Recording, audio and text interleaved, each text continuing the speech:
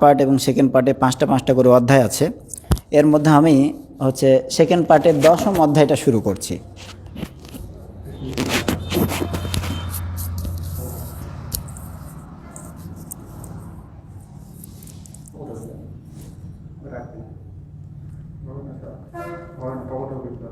এটা এখানে লাগে না, লাগার কথা তো, আমারটা তো লাগে। সেকেন্ড পার্টের 10ম অধ্যায় আমরা ইলেকট্রনিক্স আজকে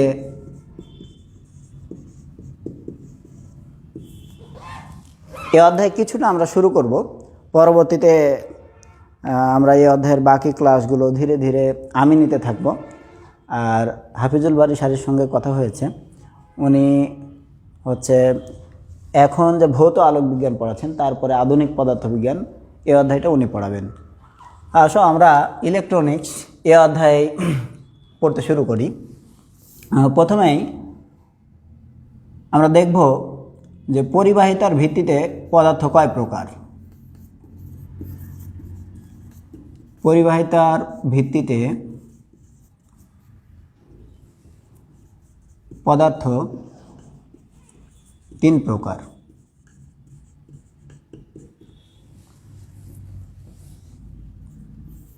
একটা হচ্ছে পরিবাহী, যেটা স্বাভাবিকভাবে বিদ্যুৎ পরিবহন করে, এটাকে পরিবাহী বলা হয়। তো এটাকে অনেক সময় সুপরিবাহীও বলা হয়ে থাকে,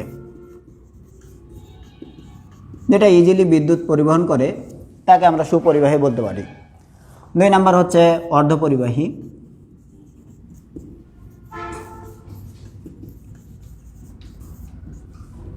আর 3 নাম্বার হচ্ছে অপরিবাহী। দেখো, এই যে 3টা ভাগ, ইংরেজিতেও একটু নামগুলো জানলে সুবিধা হবে। ইংরেজিতেও একটু যদি আমরা নামগুলো জানি,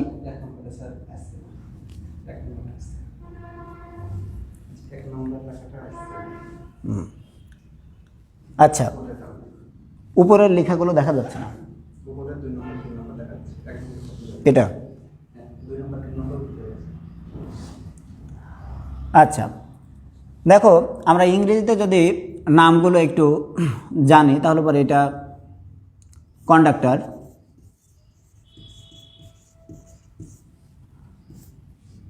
সেমিকন্ডাক্টর,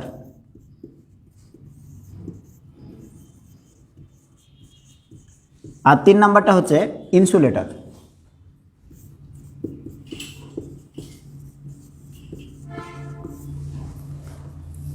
দেখো, পরিবাহিতার ভিত্তিতে পদার্থ 3 প্রকার, এই জিনিসটা আমরা হয়তো আরও আগের ক্লাসগুলোতে জেনে এসেছি।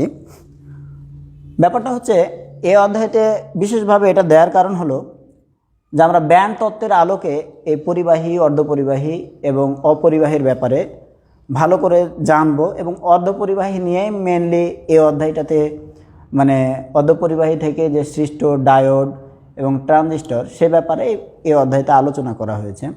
তো আমরা এই ব্যান্ড তত্ত্বের আলোকে এই পদার্থগুলো কীরকম, বা এই পদার্থের বৈশিষ্ট্যগুলো, এগুলো আমরা একটু জানব। আমরা ব্যান্ড তত্ত্বের আলোকে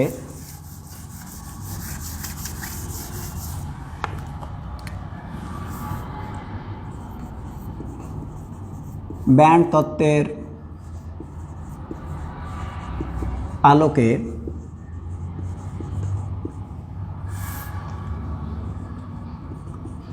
পরিবাহী, অর্ধপরিবাহী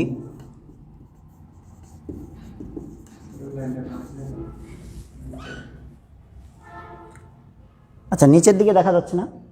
যাচ্ছে? উপরের দিকে যাচ্ছে না? আচ্ছা, উপরের দিকে কেটে যাচ্ছে। ওকে, এটা কেটে যাচ্ছে, নিচেরটা কিভাবে? বাম দিকে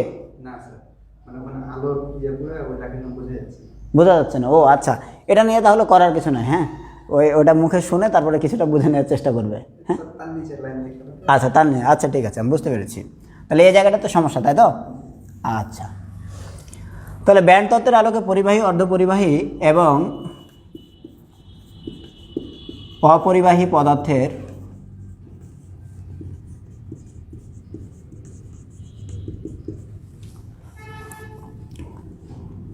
বৈশিষ্ট্য। আমরা এই ব্যাপারটা একটু দেখব। ব্যান্ড তত্ত্বের আলোকে পরিবাহী, অর্ধপরিবাহী এবং অপরিবাহী পদার্থের বৈশিষ্ট্য। দেখো যে কোনো একটা পদার্থের ব্যাপারে তোমাদের একটু আগে ছোট্ট ধারণা দিই। যেমন ধরো যে এটা একটা পদার্থ, এটাকে যদি একটা মেটাল ধরতাম, মানে যে কোনো ধাতব পদার্থ, ধরে নাও যে সোডিয়ামের একটা খণ্ড, পুরোটা সোডিয়াম দিয়ে যদি তৈরি হয়, তাহলে মনে রাখো যে এখানে কিন্তু শত সহস্র সোডিয়াম পরমাণু আছে।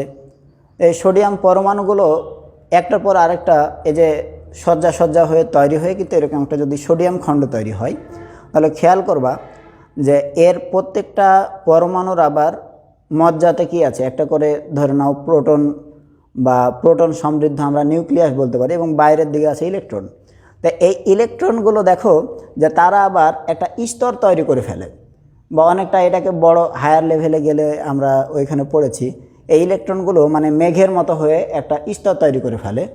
তা আমরা সেই স্তরের কথাটা এভাবে দেখতে পারি যে একেবারে বাইরের কক্ষপথ, যেটা একবারে টপ মোস্ট যে কক্ষপথ, তাহলে বাইরের কক্ষপথ বা সর্ববহিস্থ যে কক্ষপথ, সর্ববহিস্থ কক্ষপথ সেটা কীরকম গঠন ধারণ করে সেটা আমরা একটু পড়ব। সর্ববহিস্থ কক্ষপথটা এরকম একটা অবস্থা তৈরি করে যে এখানে সর্ববহিস্থ কক্ষপথ দুইটা অংশে ভাগ হয়ে থাকে। একটা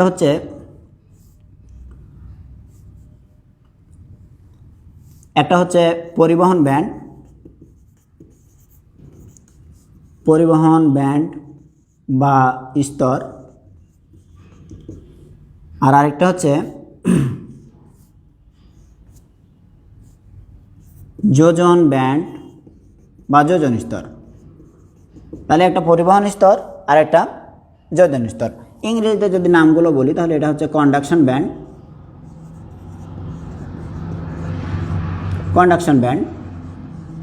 হোয়ারএজ এটাকে যদি বলি তাহলে এটাকে বলতে পারি ভ্যালেন্স ব্যান্ড।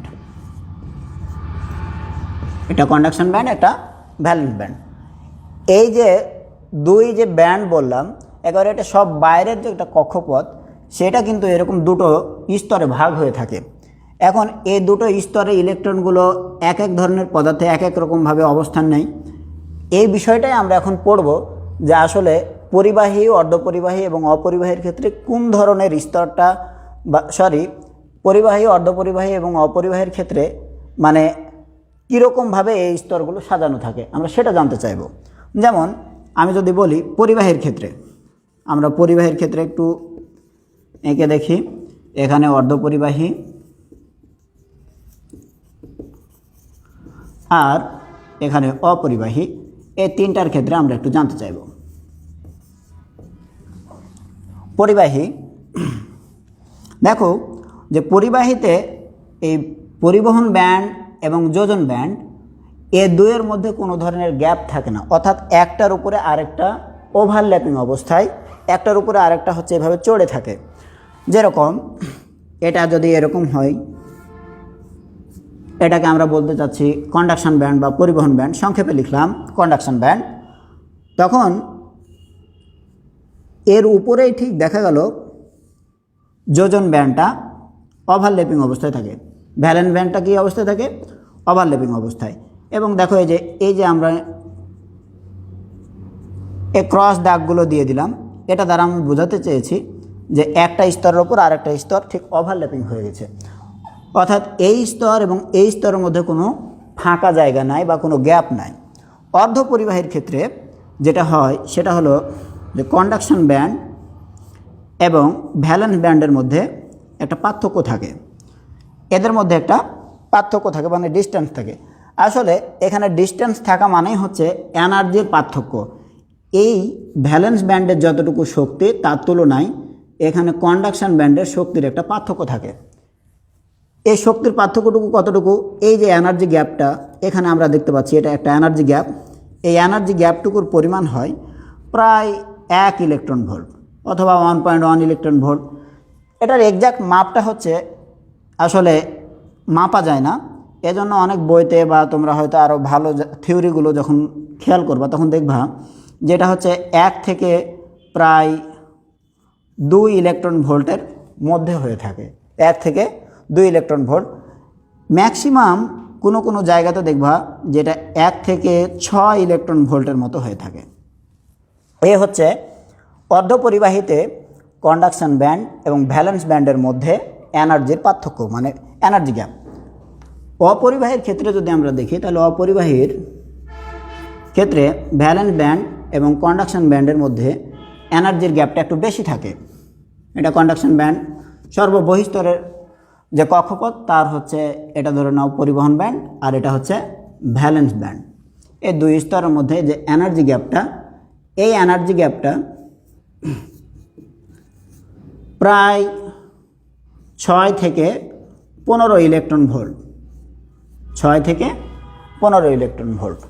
তাহলে এখানে আমরা দেখলাম যে এটা 1.1 ইলেকট্রন ভোল্টের কাছাকাছি, বা অনেক সময় 1.1 ইলেকট্রন ভোল্টেতে কম হয়, 1.1 ইলেকট্রন ভোল্টের চেয়ে অনেক সময় কমও হয়। অতএব এটাকে আমরা লেস দ্যান অর ইকুয়ালস লিখতে পারি।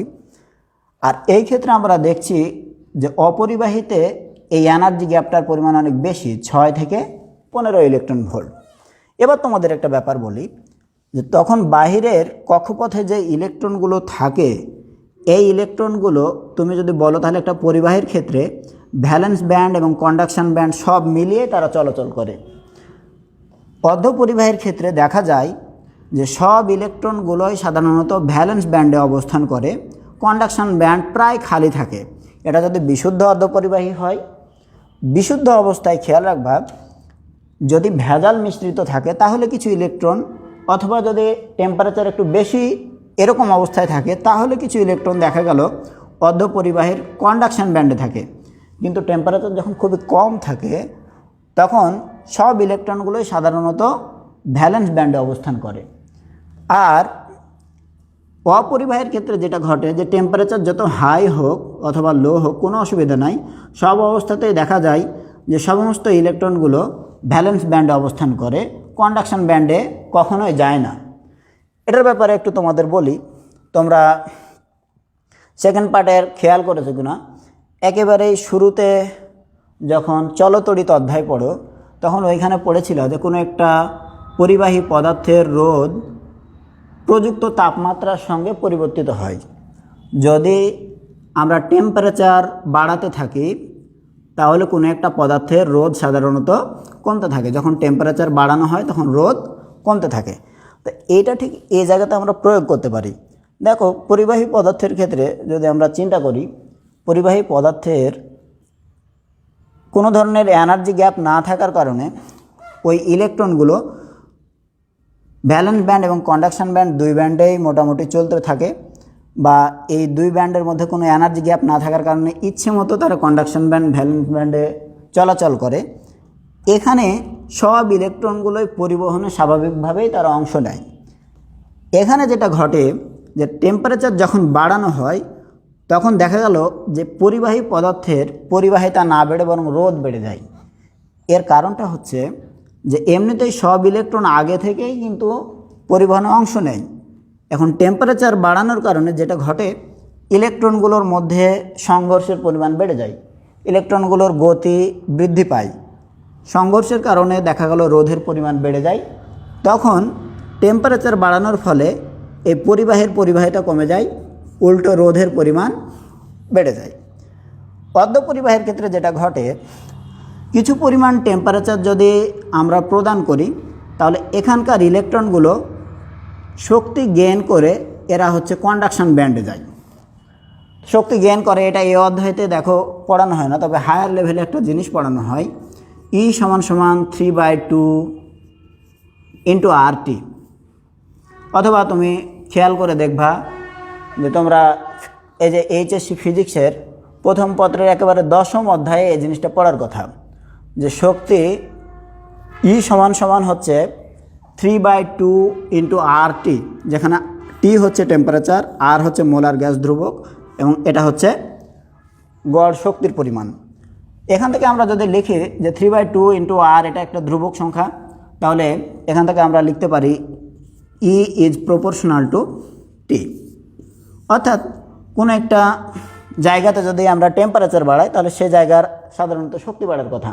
যেমন বায়ুর ক্ষেত্রে এই রুমে যে বায়ু আছে, এই বায়ুগুলো যদি হঠাৎ করে উত্তপ্ত করা হয় তাহলে দেখবা যে এদের গতিশক্তি বেড়ে যাবে, এই বায়ুর চলাচলটা বেড়ে যাবে। আবার আমরা বিপরীতভাবে বলতে পারি কোনো একটা জায়গাতে যদি প্রদত্ত শক্তির পরিমাণ বাড়ে তাহলে সেই জায়গার টেম্পারেচার বাড়তে থাকে। তো এখানে খেয়াল করো, বাইরে থেকে যদি তাপ শক্তি প্রদান করি তাহলে পরে ভ্যালেন্স ব্যান্ডের ইলেকট্রনগুলো এ তাপ শক্তি গেইন করে তাদের শক্তি বাড়িয়ে তোলে। তখন বোরের তত্ত্ব অনুযায়ী এর তখন আরও একটু আপার লেভেলের একটা স্তরে যেতে চাই। দেখো ওই বাইরের কক্ষপথ দুটো অংশে যে ভাগ থাকে, ভ্যালেন্স ব্যান্ড এবং কন্ডাকশন ব্যান্ড, তো ভ্যালেন্স ব্যান্ডের শক্তি তুলনামূলকভাবে নিচে মানে কম, আর কন্ডাকশন ব্যান্ডের শক্তিটা তুলনামূলকভাবে উপরে। তো বাইরে থেকে যখন তাপমাত্রা দিব বা তাপ শক্তি দিব, এই শক্তি গেইন করে ভ্যালেন্স ব্যান্ডের ইলেকট্রনগুলো দেখা গেল কিছু কিছু ইলেকট্রন তারা কোথায় চলে যায়, কন্ডাকশন ব্যান্ডে। এই কন্ডাকশন ব্যান্ডে আসার কারণে তখন এখানে পরিবহনে সক্ষম কিছু ইলেকট্রন তৈরি হয়, তখন এই অর্ধপরিবাহী বিদ্যুৎ পরিবহন শুরু করে। এটা হচ্ছে এখানকার কারণ। তাহলে আমরা বুঝতে পারছি যে তাপমাত্রা বাড়ালে অর্ধপরিবাহী পদার্থ কিছুটা বিদ্যুৎ পরিবহনে সক্ষম হয়। এর মূল কারণটা তাহলে বুঝতে পারছো নিশ্চয়ই। এবার অপরিবাহের গল্পটা বলি, যে এখানে এনার্জি গ্যাপের পরিমাণটা অনেক বেশি, 6 থেকে প্রায় 15 ইলেকট্রন ভোল্ট। এই এনার্জি গ্যাপটা কিন্তু দেখো 1.1 ইলেকট্রন ভোল্ট বা এত কম না, অনেক বেশি। এখন তুমি যদি এই অপরিবাহের ক্ষেত্রে ধরো নাও টেম্পারেচার বাড়াচ্ছ, তাহলে এখানকার এই ইলেকট্রনগুলো তাপ শক্তি গ্রহণ করে হিসাব অনুযায়ী কন্ডাকশন ব্যান্ডে চলে যাওয়ার কথা। কিন্তু এই যে শক্তির পার্থক্য বা এনার্জি গ্যাপ, এটা পূরণ করার সমান যে তাপ শক্তি দরকার, সে তাপ শক্তি গেইন করার আগেই দেখা গেল যে এই জিনিসটা পুড়তে শুরু করে। অর্থাৎ অপরিবাহী পদার্থ সাধারণত যতই আমরা তাপ দিই, এই ভ্যালেন্স ব্যান্ডের ইলেকট্রনগুলো কন্ডাকশন ব্যান্ডে যাওয়ার সুযোগ পায় না। তার আগে দেখা গেলো যে এই অপরিবাহী পদার্থটা নষ্ট হয়ে যায়। যেমন আমরা চিন্তা করতে পারি, যেমন কাঠ একটা অপরিবাহী পদার্থ, অথবা রাবার অপরিবাহী পদার্থ। এই যে এটা যেমন একটা অপরিবাহী পদার্থ। তা একে যদি আমি মনে করি যে পরিবাহিতে পরিণত করব, কিভাবে, একটু তাপ দিয়ে পরিবাহিতে পরিণত করা যায় না, উল্টো জিনিসটা দেখা গেলো গলতে শুরু করে বা পড়তে শুরু করে। তো আমরা এই আলোচনা থেকে পরিবাহী, অর্ধপরিবাহী এবং অপরিবাহী পদার্থের যে ব্যান্ড তত্ত্ব, সে ব্যাপারটা মোটামুটি কিছুটা হলেও জানতে পারবো।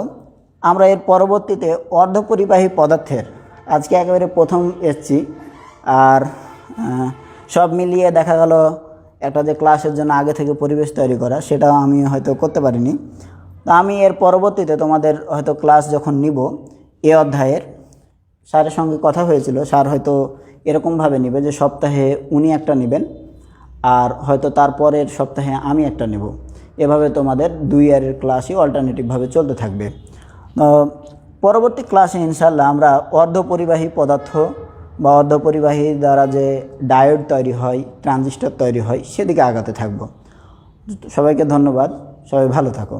আসসালামু আলাইকুম।